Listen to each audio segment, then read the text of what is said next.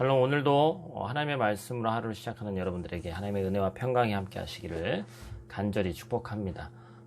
오늘 말씀은 어제에 이어서 이제 아브넬에 의해서 요압이 죽고 난 후에 그 상황을 본문에서 그리고 있습니다. 거기에 대한 다윗의 대응이 어떠한지를 오늘 본문에서는 이야기하고 있죠. 크게 세 가지로 다윗이 아브넬의 죽음에 대해서 어떻게 대응했는지에 대해서 나오고 있습니다. 첫째는 다윗은 온 백성과 더불어 심히 애통해하죠. 아브넬의 상여를 온 백성과 함께 뒤따라가면서 장례식을 국장으로 치릅니다.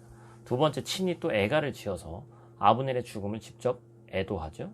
마지막 세 번째로는 아브넬을 장수하는 동안 전혀 음식을 먹지 않습니다.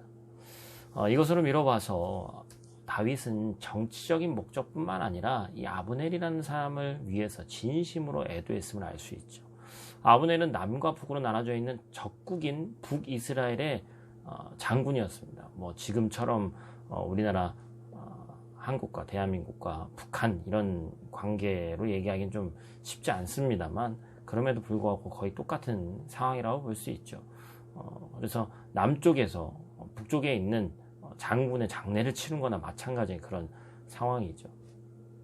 특별히 우리는 이런 어떤 인간의 삶 가운데서 슬픔이 왔을 때 사람과 사람 사이의 관계의 이해 타산을 먼저 따지는 것이 아니라 진심으로 위로할 줄 알아야 된다는 사실을 우리가 알 수 있습니다. 특별히 성도는 우리 주변에 믿지 않는 자들이 당한 고난에 대해서 진심으로 동감하고 위로해야 될 필요가 있습니다. 하나님을 몰라서 그렇다는 둥, 또한 저렇게 될 줄 알았다는 둥, 그런 얘기는 정말 하나님에게 심판받을 위험한 얘기죠. 인간의 생사화복은 하나님에게 달린 것이지 우리가 판단할 수 있는 영역이 아니기 때문에 그렇습니다. 제 아무리 원수라 할지라도 그리스도인들은 그들이 당한 고난을 위로할 줄 알아야 됩니다. 요즘은 특별히 어찌 보면 나도 정말 먹고 살기 힘들기 때문에 주변을 돌아볼 수 있는 여유가 우리 가운데 없는 것이 사실이죠. 그럼에도 불구하고 내 주변에 나보다 더 어려움을 당하고 있는 사실은 분명히 있다는 사실을 잊지 마시기를 간절히 소원합니다. 그리고 그들을 돌보는 것이 우리 그리스도인의 참된 덕목이자 의무라는 사실을 잊지 마시기를 바랍니다. 계속해서 남유다를 지배하고 있던 다윗은 기름 부으심을 받고 전체 이스라엘을 다스리기 위해서 하나하나 그 걸음을 걸어 나가고 있다고 말씀드렸습니다. 그는 늦어도 정도를 걷는 사람이었어요. 그런데 지금 그런 그의 정치적 입지가 크게 좁아지는 사건이 벌어진 것이죠. 어떤 오해가 있습니까? 바로 자신의 밑에 있는 요압의 잘못이었지만, 사실 북이스라엘 백성들은 충분히 다윗이 요압을 시켜서 아브넬을 죽였다고 오해할 수 있는 상황이었죠. 요압의 단독적인 행동이었지만 아브넬이 죽은 것이 다윗이 그 배후에 있다라고 충분히 상상할 수 있는 그러한 스토리였습니다.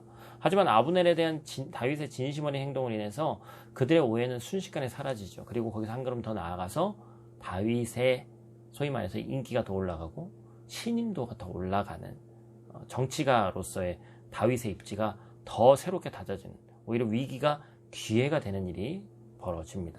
하나님 아버지께 진실되게 한 행동은 당시에는 사람들이 모를 수 있으나 반드시 드러나게 되어 있습니다. 진심은 반드시 통하기 마련입니다. 진심은 나에 대한 불신을 확신으로 바꿉니다.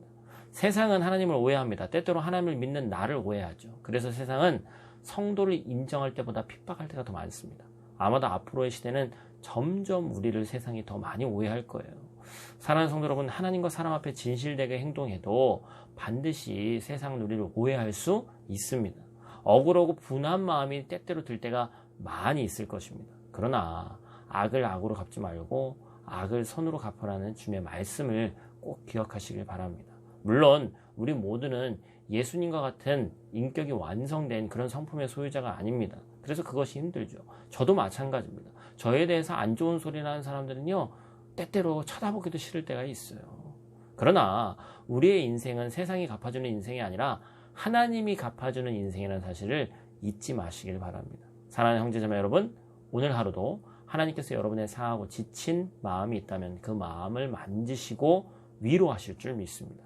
하나님이 여러분의 손을 잡고 밀고 끌어주시는 오늘 하루 되시기를 간절히 축복합니다. 기도하겠습니다.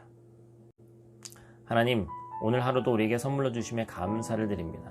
하루하루 살아간다는 것이 때때로 내 마음대로 생각되지 않을 때가 더 많이 있음을 이 시간 고백합니다. 생각지도 않은 오해로 인해 인간관계와 여러 가지 일들이 틀어지기도 하고 쉽지 않은 삶임을 고백합니다. 그러나 그때마다 내가 하나님의 자녀라는 사실을 잊지 않을 수 있도록 도와주시고 하나님 앞에 더더욱 진실되게 나아갈 때 세상이 모르더라도 묵묵히 그 길을 걸어 나갈 수 있도록 큰 믿음을 허락해 주시옵소서. 오늘 하루도 하나님과 동행하는 하루 될 줄 믿사오며 우리의 삶의 근원 되신 예수님 귀하신 이름으로 기도드립니다. 아멘.